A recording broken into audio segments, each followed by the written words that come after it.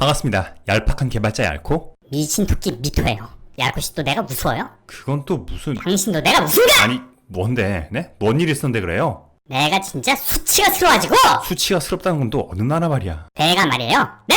웹사이트에다가 이런 텍스트를 띄우려고요. 네? HTML 코드에다가 한글로 이렇게 타이핑해서 넣었는데요. 이거를 실행해가지고 브라우저에서 보려고 하니까 화면에 내가 적은 거 안 나오고 이렇게 뜨는 거예요. 이게 컴퓨터가 나를 무시해서 그런 거 아니에요?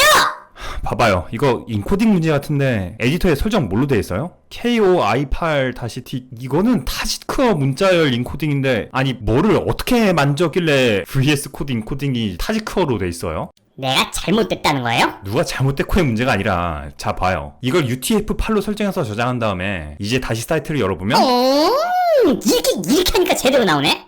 아니 이 인코딩이란 게 뭔데 글씨를 제대로 쳐놓어도 제멋대로 나오고 그래요? 마침 오늘 주제니까 한번 알아봅시다. 한국인들, 특히 개발자들은 이런 문제 마주한 적 있을 거예요. 한글이 이런 식으로 나오고 하는 거. 보통 한글이 깨진다고 하죠? 왜 깨지는 거예요 이게? 먼저 우리가 컴퓨터에서 어떻게 숫자나 알파벳, 한글 같은 글자들을 볼 수 있는 건지부터 알아볼게요. 컴퓨터가 정보들을 기본적으로 어떻게 저장하죠? 컴퓨터는 그 뭐냐 0이랑 1만 가지고 이것저것 다 하는 거 아니에요? 바이너리 맞아요. 그런데 사람 보고 0이랑 1만 가지고 정보들을 읽고 쓰라고 하면 좀 곤란하겠죠? 그래서 우리가 사용하는 문자들을 가지고 각각에 대응하는 숫자를 매겨요. 이를테면 대문자 A는 65, B는 66 이런 식으로 말이죠. 숫자는 이진법으로 해서 0이랑 1로 나타낼 수 있겠죠. 그래서 이 표와 같이 사용되는 모든 글자들에다가 각각 숫자를 정해서 매긴 이 문자열 셋을 만드는 거예요. 그러면은 사람이 문자를 입력하면 컴퓨터는 그것들을 갖다가 이 바이너리 숫자로 저장하고 사람에게 보여줄 때는 아까 그 표를 봐가지고다가 해당하는 글자를 찾아서 텍스트로 보여주는 거네요. 맞아요. 그와 같이 사람의 문자를 컴퓨터가 알아볼 수 있도록 바이너리 신호로 바꿔주는 걸 문자 인코딩이라고 하는 거죠. 뭐냐? 그래서 우리가 사람이랑 토끼가 쓰는 글자들을 컴퓨터에다가도 입력하고 보고 할 수 있는 거로구만. 아니 그러면 아까 그 표에 다 나와 있는 대로 바이너리를 문자로 바꾸다가 보여주면 될 것이지 글자 깨진 문자 같은 거는 왜 이어가 나는 거예요? 그 표, 문자열 셋이 통일이 안 됐기 때문이에요. 위키피디아에 문자 인코딩 항목을 찾아보시면 보시다시피 종류가 엄청나게 많은 걸 볼 수 있어요. 이것들 하나하나가 이런 표인 거거든요. 아니 뭐가 이렇게 많아요? 정신사납게. 지금 보시는 이 표는 아스키란 문자열 셋의 일부인데 가장 초창기에 미국에서 만들어진 거예요. 문제는 이 아스키 코드에는 미국에서 사용되는 알파벳과 숫자 등만 들어있었기 때문에 한글이나 한자 등의 다른 문자차기는 물론 유럽 등에서 사용되는 확장자 등도 표현할 수 없었죠. 그래가지고 나라들마다 그런 것들이 다 만들어진 거로만. 맞아요. 문자열 셋의 춘추 전국 시대가 펼쳐진 거죠. 나라들마다도 통일이 됐으면 좋았겠지만 한글만 해도 완성형과 조합형 등 여러 가지가 있었기 때문에 문자열 셋과 인코딩 방식을 서로 맞추지 않으면 글자들이 깨지는 일들이 생겼던 거예요. 다른 나라들끼리 뭐를 주고받을 때도 양쪽이 쓰는 인코딩이 다를 테니까 문제가 있었겠네요. 그렇죠. 특히 외국어 교육자료처럼 한 문서 안에 여러 국가 문자들이 들어가는 건 뭐 어떻게 할 방법이 없었던 거죠. 쓰는 곳마다 이 표가 달라버리니까 이런 문제가 생긴다. 그러면은 이 전 세계 문자들을 갖다 그냥 표 한 군데에다 때려 박아버리면 안 되는 거예요? 바로 그거예요. 그렇게 만들어진 게 바로 유니코드죠. 하나를 뜻하는 이 유니에서 알 수 있듯 모든 문자들을 이 하나의 표에 다 포함시킨 거예요. 유니가 하나란 뜻이에요? 맞아요. 그럼 짜장면을 한 그릇만 시킨 게 유니트! 아니고요. 자, 이제 모든 문자를 이 유니코드라는 하나의 문자열 셋으로 통일을 했기 때문에 이걸로 한글이든 태국 문자든 키릴 문자든 심지어 이모티콘까지 나타낼 수 있는 거예요. 이걸 UTF-8 등으로 인코딩을 해서 사용하는 거죠. 아니 유니코드라는 걸로다가 통일을 했다면서 갑자기 UTF-8이라는 것도 뭐예요? 그러고 보니까 아까도 그렇고 이 UTF-8이라는 것도 되게 많이 들어본 건데. 자, 유니코드라는 건 아까 이 표와 같은 문자열 셋이에요. 각 문자마다 숫자를 정해놓은 표인 거죠. 그리고 이 UTF-8은 이걸 인코딩하는 방식이에요. 무슨 말이냐면 A가 이진수 숫자로 이와 같이 65라고 했을 때 컴퓨터에 각 문자마다 이 0, 1을 저장할 자릿수를 얼마나 할당하느냐에 따라 그냥 이렇게 7비트로만 쓸 수도 있고 8비트, 즉 1바이트씩 차지하도록 할 수도 있고 그런데 이렇게 하면 표현할 수 있는 글자 수의 한계가 있을 테니까 이렇게 앞에 0들을 더 채워 넣어서 2바이트씩 통일해서 할당할 수도 있겠죠. 뭐냐? 이 유니코드의 각 문자마다 이렇게 숫자가 다 주어져 있기는 한데 이 숫자를 또 어떤 방식으로 컴퓨터에다가 0이랑 1로 집어넣느냐를 결정하는 거가 인코딩 방식이라는 거네요. UTF-8은 그 중에 하나인 거고. 맞아요. 유니코드 이전에 한글에 많이 쓰였던 EUC-KR 또 한글표로 읽는 인코딩 방식이죠. 유니코드란 문자열 셋의 인코딩 방식으로는 UCS-2, UCS-4, UTF-32, UTF-16, 그리고 UTF-8 등 여럿이 있는데 문자마다 적절한 바이트 수를 차지하도록 해서 다른 방식들보다 일반적으로 적은 용량만 쓰면서도 호환 문제도 가장 덜 발생하는 UTF-8이 전 세계적으로 가장 널리 사용돼요. 그러면 앞으로 인코딩을 골라야 될 게 있으면 웬만해서는 UTF-8을 고르면 되는 것이다. 그렇게 알고 계셔도 돼요. 근데 이 인코딩이란 말이 다른 데서도 막 쓰이고 그러는 것 같던데? 영상 편집하는 데서도 뭐 동영상 인코딩 막 그런 말 쓰고 그러지 않아요? 맞아요. 어떤 것을 다른 형식으로 바꿔주는 걸 인코딩이라고 하고 그 반대는 디코딩이라고 하죠. 프로그래밍에서도 여러 곳에서 사용되는데 이를테면 웹 프로그래밍에서도 종종 URL 인코딩이란 거 접해보셨을 거예요. 나도 이거 들어봤는데? 이 URL 인코딩이라는 것도 뭐예요? 이것도 뭘 0이랑 1로 바꾸고 그래요? 이건 그런 게 아니고요. 웹사이트의 주소 뒤에 URL 파라미터라는 걸 넣어서 서버에 인재를 보낼 수 있잖아요. 이를테면 구글에 뭘 검색할 때 이렇게 뒤에 인재를 붙이는 식이죠. 이런 검색어를 넣는다고 가정해볼게요. 이걸 주소 맨 뒤에 붙이면 이처럼 스페이스가 %20으로 바뀌어서 검색창에 입력하고 엔터를 치면 이런 식으로 나타나게 되고 이걸 또 메모장 같은 데 복사해서 보면 실제로는 이런 텍스트로 인코딩 된다는 걸 확인할 수 있어요. 아니, 지가 뭔데 내가 입력한 걸 갖다가 지 맘대로 그렇게 싹 다 바꿔놔버려요? URL에는 아스키 코드의 문자 집합만 사용할 수 있게 되어 있어요. 때문에 이처럼 스페이스랑 한글 등을 포함한 문자열을 이처럼 약속된 방식으로 아스키로 치환해서 서버로 전송하도록 하는 게 바로 이 URL 인코딩인 거죠. 그니까 이건 아스키가 아닌 것들을 URL에 집어넣을 수가 있게끔 아스키로 바꿔주는 인코딩이네요. 네, 이처럼 여러 방면에서 사용될 수 있는 거예요. 자, 오늘 이와 같이 인코딩을 주제로 다뤄봤습니다. 인코딩이 뭐고 유니코드랑 UTF-8은 어떤 건지 이해하시면 오늘 미토씨가 겪으셨던 종류의 문제들도 보다 수월히 해결해 나가실 수 있을 거예요. 내가 우스워요? 저희는 다음 영상에서 뵙겠습니다. 즐거워하세요.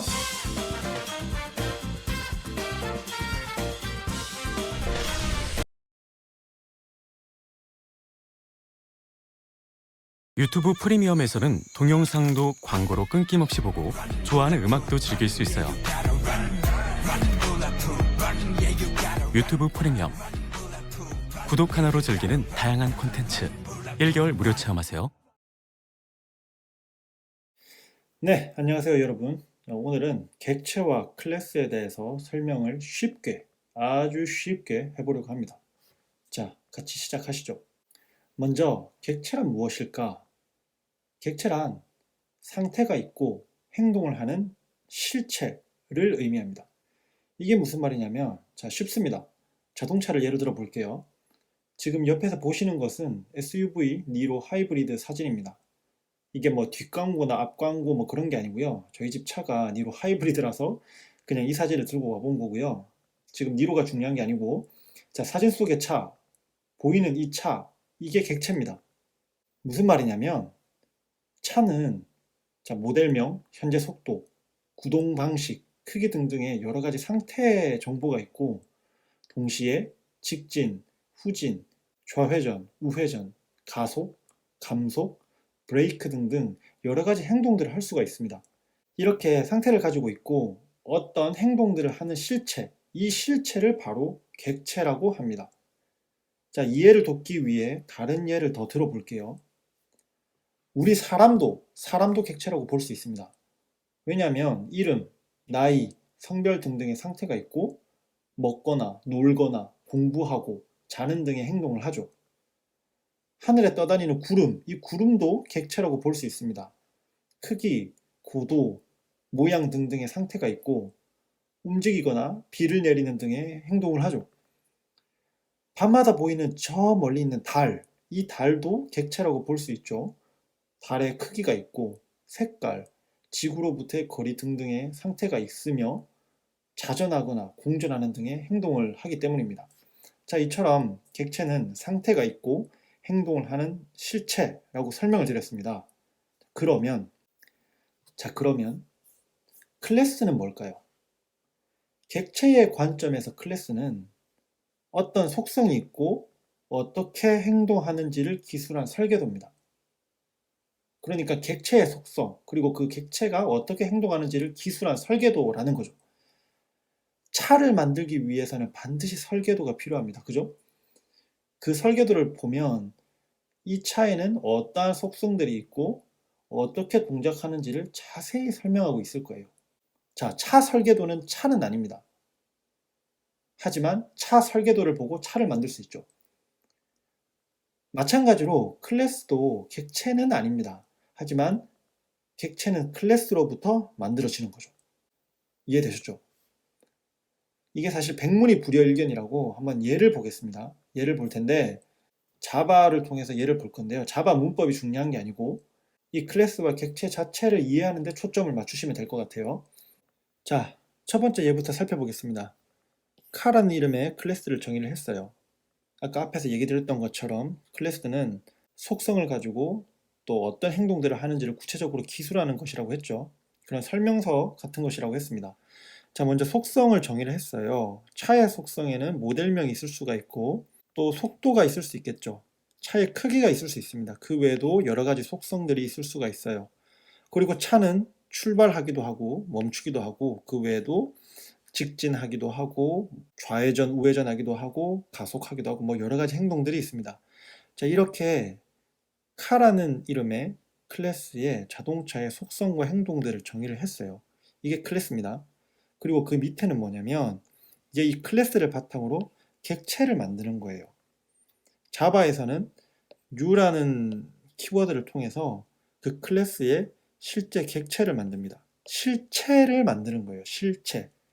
자, 그래서 총 3가지의 객체가 만들어졌어요. 이 3가지의 객체는 모두 당연히 카라는 클래스의 타입을 가지게 되는 거죠. 그런데 여기서 하나 주목해 주셨으면 좋겠는 것은 제가 아까 설명을 할 때 객체는 상태 정보를 가진다고 설명을 했고 클래스는 속성에 대한 것을 기술한다고 했습니다. 자, 그래서 다시 보시면 이 카에서 속성이라는 것을 기술했어요. 근데 실제로 이 속성에 대응되는 값, 여기서는 이제 네임, 모델명을 주목을 해보면 이 모델명에 실제로 대응하는 값은 객체마다 다 다릅니다. 첫 번째 마이카라는 이름의 자동차 객체는 니로라는 모델명을 가지고 있고 두 번째는 소나타라는 모델명을 가지고 있고 마지막 세 번째는 스포티지라는 모델명을 가지고 있어요. 즉, 각 객체의 이 이름이 다 다르다는 겁니다. 속성은 네임으로 하나지만 그 네임에 대응되는 상태 정보는 객체마다 다 다를 수 있다는 거예요. 그래서 이 클래스와 객체를 비교할 때에 이 속성과 상태의 차이가 무엇인지 이것을 조금 이해를 하면 좋을 것 같아요. 두 번째 예제로 넘어가서 이번에는 카운트라는 클래스를 만들어 봤어요.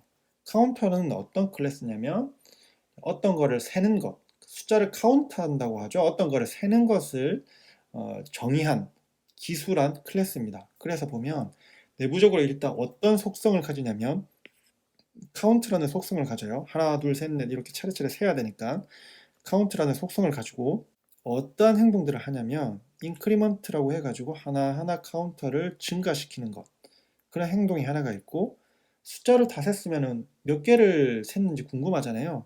그때 카운트한 정보를 가지고 오는 행동을 하는 그 get이라는 이름의 메소드를 또 여기다가 기술을 했습니다.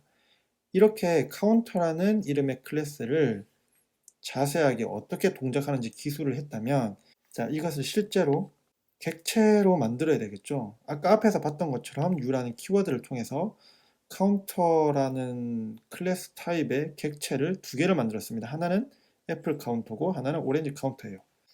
자, 여기서 부가적으로 설명을 하고 싶은 것이 있는데 뭐냐면 특정 용어를 하나 설명을 하고 싶어요. instantiate라는 단어가 있습니다. 이게 뭐냐면 사전적 의미로는 예를 들어 설명하다, 예시하다 이런 의미인데 지금 우리 개발에서는 어떤 상황에서 쓰이냐면은 지금 여기 보이죠? U라는 키워드를 통해서 객체화 시켜서 만들다. 이때 instantiate라고 표현을 하고요. 그렇게 instantiate 시켜서 만들어진 객체를 instance라고 표현합니다. 즉, instantiate 시켜서 나온 객체를 instance라고 한다. 그래서 오브젝트와 instance는 좀 혼용해서 사용을 해요. 이거를 좀 설명을 드리고 싶었고요. 자, 마지막으로 세 번째 예제를 한번 보도록 하겠습니다. 이제는 뭐 쉬울 거예요. 자, 한번 보시면 이번에는 스위치라는 이름의 클래스를 만들었습니다. 스위치라는 이름, 껐다 켰다는 그 스위치겠죠. 그래서 내부적으로 어떤 속성을 가지냐면 state라는 속성을 가집니다. state라는 속성을 가져요. 당연히 지금 켜져 있는지 혹은 꺼져 있는지 정보를 저장해야 되니까요. state라는 속성을 가지고 있고, 켜는 행동을 하는 메소드 on, 끄는 행동을 하는 메소드 off, 그리고 지금 현재 상태를 알 수 있는 is on 이라는 메소드를 이렇게 클래스로 기술을 했어요. 그리고 이제 인스턴스, 객체로 만들어야 되겠죠. new라는 키워드를 통해서 TV 스위치라는 객체를 만들었습니다. 자, 어떻게 이해가 좀 되셨나요? 그래서 이제 정리를 하면 내가 원하는 속성 또 행동을 구체적으로 기술한 것이 바로 클래스입니다. 그래서 일종의 클래스는 어떻게 보면은 내가 정의하고 싶은 타입이에요. 속성과 행동을 가지는 타입인 겁니다. 그리고 그렇게 기술한 대로 실체화된 것이 바로 객체인 거죠. 이해가 되시나요? 자, 오늘은 이렇게 간단하게 객체와 클래스에 대해서 알아봤습니다. 혹시 이 영상이 도움이 됐다면 구독, 좋아요, 알림 설정까지 부탁드립니다. 감사합니다. 아파도 못 쉬지.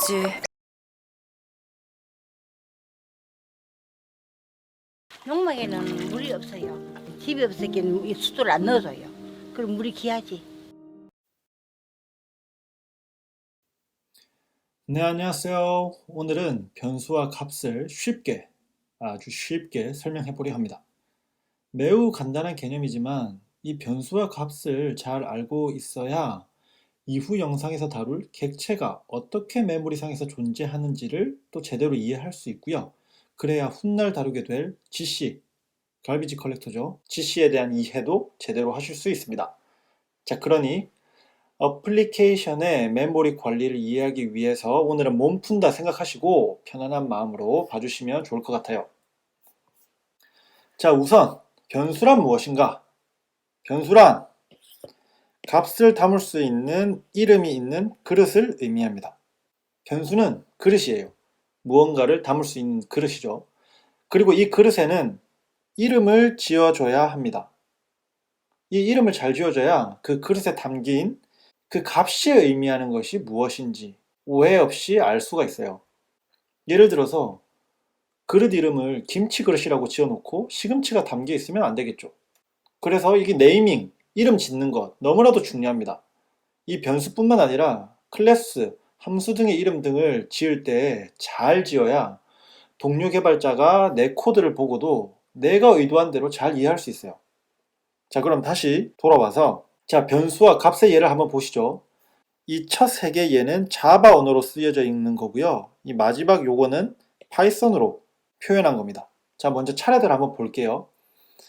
나이를 담을 수 있는 age라는 이름의 변수를 만들었습니다. 그리고 36이라는 36살이라는 값을 담도록 했어요. 성공인지 여부를 담을 수 있는 success라는 이름의 변수를 만들고 그리고 true라는 값을 담도록 했습니다. car라는 클래스 타입의 객체를 담을 수 있는 mycar라는 이름의 변수를 만들었어요.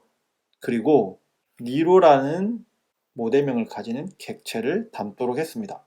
변수 이름이 mycar인 것을 보면 저의 자동차를 담고 있나 봐요. 자, 여기서 객체의 경우에는 엄밀히 말하면 담는다라는 표현보다는 가리킨다라는 표현이 더 맞습니다. 왜 그런지는 이번 영상은 아니고 다음 영상에서 자세히 소개할 예정이고요. 일단 이번 영상에서는 퉁쳐서 담는다고 표현을 할게요.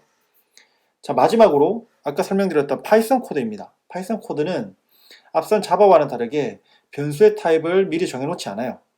그래서 채널 네임이라는 변수를 선언을 하고 쉬운 코드라는 문자열 값을 담도록 했습니다. 뭐 어렵지 않습니다. 다 잘 아시는 내용이에요. 자, 이처럼 변수는 값을 가질 수 있는 이름 있는 그릇입니다. 자, 변수에는 또 다른 특징이 있는데요. 값을 바꿔 담을 수 있다는 특징이 있습니다. 바로 예를 들어가 볼게요. 여기서도 첫 두 예제는 자바이고 마지막 예제는 파이썬입니다. 자, 첫 번째 예부터 보시면 age라는 이름의 변수가 있고 여기에 36, 36살이라는 값을 담고 있어요.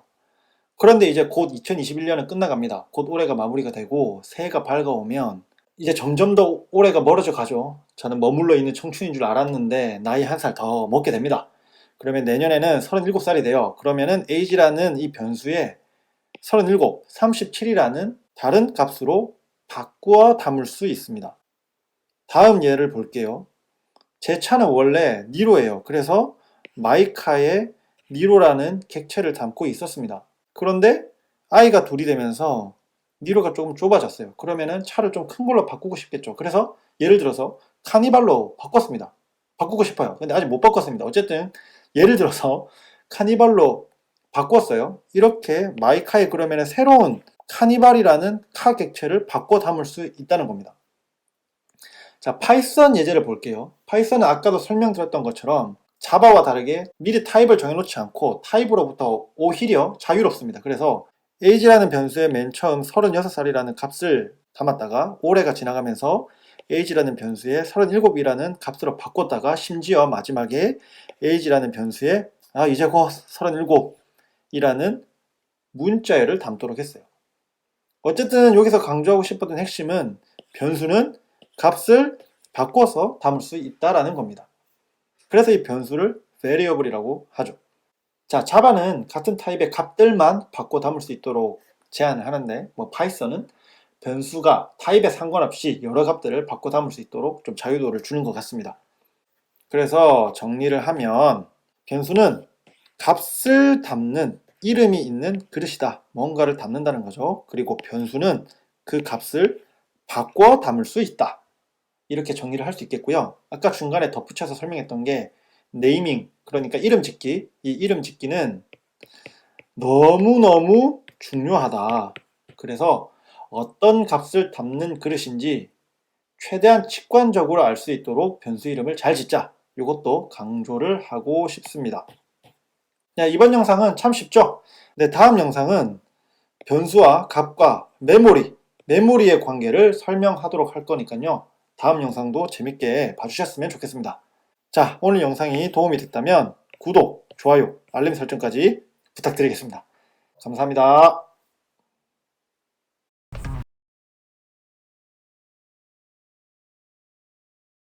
자, 이 Node.js라는 것은 크롬 V8이라는 자바스크립트 엔진으로 만들어진 자, 여기에 두 개의 add 구현체가 있습니다. 하나는 adder라는 클래스에 소속되어 있는 add 구현체이고요. 다른 하나는 독립적으로 선언되어 있습니다. 이 두 개 중에 무엇이 함수일까요? 자, 오늘 이 영상을 보시고 나면 정확히 구분하실 수 있습니다. 자, 그럼 오늘도 Let's Code. 자, 함수가 무엇인지부터 알아봅시다. 함수란 일단 독립적으로 존재를 하고요. 특정 임무를 수행하는 코드들의 집합입니다. 그렇게 정의된 게 함수고 실제로 그 함수를 쓰기 위해서는 함수 이름을 호출함으로써 그 함수를 사용할 수 있고요. 그리고 임무를 수행하기 위해서 어떤 필요한 값들이 있다면 매개 변수, 영어로는 파라미터죠. 매개 변수를 통해 받을 수도 있고 받지 않을 수도 있습니다. 그리고 그 임무를 수행한 결과 값을 리턴할 수도 있고 리턴하지 않을 수도 있죠. 무엇보다 더 중요한 함수의 특징은 뭐냐면 재사용이 가능하다는 점입니다. 같은 일을 하는 코드를 매번 작성하는 거는 사실 상당히 귀찮은 일이죠. 시간 아까운 일입니다. 만약에 잘 작성된 함수가 있다면 같은 코드를 여러 번 작성할 필요 없이 그 함수를 적절하게 재사용하면 되는 거죠. 자, 예를 한번 살펴보겠습니다. 아래는 파이썬으로 add라는 이름의 함수를 구현한 거예요. 자, 보시면은 add라는 함수 이름이 있고 더하는 거기 때문에 당연히 매개 변수, 파라미터가 필요합니다. 그래서 a, b라고 이름을 지어줬고요. 내부 구현을 보면 a 더하기 b, 그 결과를 반환해주고 있습니다. 이렇게 함수를 정의를 했어요. 자, 그러면 이 함수를 어떻게 사용할 수 있는지, 어떻게 호출할 수 있는지 한번 보시죠. 작성된 add 함수, 이 함수 이름으로 호출한다 그랬죠. 작성된 add 함수를 함수 이름으로 호출을 하면서 내가 알고 싶은 값을 전달을 하면 됩니다. 여기서는 1 더하기 2를 알고 싶어서 매개 변수에 1과 2를 전달을 했습니다. 그러면 그 결과값을 add가 계산을 해서 이 result라는 변수에다가 넣어주게 됩니다. 실제로 3이라는 값이 들어가게 되겠죠. 다른 예를 한번 살펴보겠습니다. 이번에도 역시나 파이썬 예제입니다. 이건 무엇을 구현한 함수냐면 혈압 수치를 확인해서 저혈압인지 고혈압인지 아니면 정상인지를 알려주는 함수를 구현을 했습니다. 자, 이 함수의 이름은 일단 체크 블루드 프레저라고 해가지고 혈압을 체크한다라는 의미의 이름을 지어줬고요. 당연히 혈압 수치를 파라미터로 받아야 되겠죠. 그래서 파라미터 이름을 블루드 프레저라고 해서 혈압 수치를 받을 수 있도록 했습니다. 내부 구현을 보면 혈압 수치가 90 이하면 저혈압, 140 이상이면 고혈압, 그게 아니면 정상, 노말을 리턴할 수 있도록, 반환할 수 있도록 이렇게 구현을 했어요. 자, 그러면 실제로 어떻게 사용하는지 한번 봅시다. 자, 어떤 분이 검사를 했는데 혈압 수치가 87이 나왔습니다. 그러면 이 87이라는 값을 4개 변수에 전달을 하고 함수 이름으로 호출을 한다 그랬죠. 체크 블루드 프레저를 호출을 합니다. 그럼 이 호출했을 때 이 리턴 되는 값은 당연히 로우가 리턴이 될 거고 이 로우라는 값을 다시 한번 프린트하기 때문에 로우라는 값이 화면상에 출력이 될 거예요. 자, 그 다음번 검사자는 혈압 수치가 120이 나왔어요. 마찬가지로 체크 블루드 블레저라는 함수의 파라미터에 120이라는 값을 전달을 합니다. 그럼 이 결과 값을 리턴했을 때 당연히 노말이라는 값을 리턴을 할 거고요. 그 노말이라는 값을 다시 프린트하게 되면 결국 노말을 출력을 하게 됩니다. 어렵지 않습니다. 자, 여기서 좀 주목을 해주셨으면 좋겠는 부분이 있는데 그게 뭐냐면 체크 블루드 블레저라는 함수가 2번 사용이 됐죠. 잘 짜여진 함수는 재사용이 쉽기 때문에 불필요하게 중복되는 함수 혹은 중복되는 코드가 발생하는 것을 막아줘요. 그만큼 시간도 절약하게 되는 거죠. 중복 함수나 중복 코드가 생기는 것은 최대한 피하셔야 됩니다.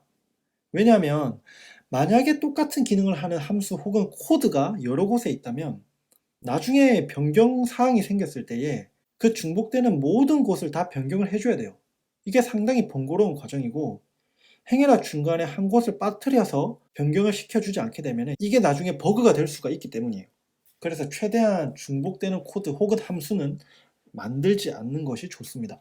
자, 그러면 이번에는 메서드가 뭔지 한번 살펴보도록 하겠습니다. 함수와 상당히 유사한 이 메서드는 어떤 차이가 있냐면 객체 혹은 클래스에 종속되어 임무를 수행하는 코드들의 집합입니다. 아까 함수는 독립적으로 동작한다고 그랬는데 메서드는 객체나 클래스에 종속돼서 임무를 수행하는 코드들의 집합입니다. 자, 종속이 의미하는 바는 이거예요. 클래스나 객체의 상태 정보에도 메서드 내부적으로 접근이 가능하다는 것을 의미를 합니다. 자, 바로 한번 예를 볼게요. 이번에도 파이썬 예입니다. adder라는 이름의 클래스를 정의를 했고 그 adder에 내부적으로 add라는 메서드를 정의를 했어요. 여기서 self는 파이썬 문법이기 때문에 일단은 그냥 무시하셔도 될 것 같고요. 자, 매개 변수로 a, b를 받도록 했고 내부적으로 구현을 보면은 a 플러스 b를 더해서 그 값을 리턴하도록 반환하도록 했습니다. 자, 그럼 실제로 이것을 어떻게 사용하는지를 한번 살펴보죠. 이 메서드를 사용하기 위해서는 클래스라는 개념 자체가 우리가 지난 시간에 배웠던 것처럼 어떠한 속성을 가지고 또 어떠한 행동을 하는지를 정의하고 기술한 설계도 혹은 설명서라고 했잖아요. 그래서 이 add라는 이름의 클래스를 실체화시킨 객체로 우선 만들어줘야 됩니다. 메서드를 호출하기 위해서는요. 그래서 여기 보시면 먼저 add라는 클래스를 실체화시키는 객체로 만드는 작업을 했고 그렇게 만들어진 객체를 adder라는 변수에 넣었습니다. 그러면 이 메서드는 이제 어떻게 호출을 하느냐? 이 객체에 종속이 되기 때문에 이 adder라는 객체에 대고 add라는 메서드를 호출을 하도록 합니다. 여기 1 더하기 2를 수행하기 위해서 매개 변수에는 1과 2를 넣어줬죠. 그리고 그 결과값 3이겠죠? 3을 이 result라는 변수에 넣어주게 됩니다. 자, 종속이라는 개념이 조금 헷갈리실 수 있을 것 같아가지고 이해를 돕기 위해 다른 예제를 또 준비를 했어요. 자, 이번에는 자바입니다. 숫자를 셀 수 있는 카운터라는 이름의 클래스를 정의를 했어요. 내부에는 자, 지금 몇 개까지 샜는지 그 상태를 저장할 수 있는 count라는 이름의 속성을 정의를 했고요. 그리고 하나하나 카운트하기 위한 increment라는 메서드를 정의를 했습니다. 내부적으로 보시면 하나하나 증가를 시키죠. 그리고 내가 지금까지 몇 개를 샜는지 궁금할 수 있잖아요. 그때에 몇 개까지 샜는지를 알려줄 수 있는 get이라는 메서드 또한 정의를 했습니다. 이때에 이 count라는 속성 값을 리턴할 수 있도록 했어요. 자, 그러면 이제 이 메서드들이 어떻게 사용되고 어떻게 호출되는지를 한번 살펴봅시다. 바로 앞전의 예와 비슷하게 자, 클래스를 실체화시켜서 먼저 객체로 만들어줘야 메서드를 호출할 수 있습니다. 그래서 객체를 먼저 만들어 줍시다. 여기 자바에서는 u라는 키워드를 통해서 객체를 만들어 주기 때문에 자, u라는 키워드로 counter라는 클래스 타입의 객체를 만들어서 c1이라는 변수에 넣어줬습니다. 그리고 이 c1에 대고 increment 메서드를 호출했어요. 한 번만 호출한 게 아니라 두 번 c1에 대고 다시 한번 increment 메서드를 호출했습니다. 자, 그렇게 increment를 두 번 호출하고 나서 실제로 지금까지 얼마를 카운트했지 알고 싶어서 C1에 대고 다시 한번 get 메서드를 호출한 뒤에 그 결과값을 result1이라는 변수에 저장을 했습니다. 자, 그리고 또 다른 카운터 객체를 만듭니다. u라는 키워드를 통해서 또 다른 카운터 객체를 만들어서 c2라는 변수에 넣었어요. 그리고 이번에는 c2라는 변수가 가리키는 객체에 대고 increment를 한 번 수행합니다. 그리고 c2라는 객체에 대고 다시 한번 몇 번까지 샜는지 확인하기 위해서 get이라는 메서드를 호출해서 그 결과값을 result2라는 변수에 저장을 합니다. result1과 result2는 각각 어떤 값을 가지고 있을까요? 눈치 빠르신 분들은 알겠지만 다른 값을 가지고 있습니다. 여기서 이제 이 종속이라는 의미가 이해가 되실 거예요.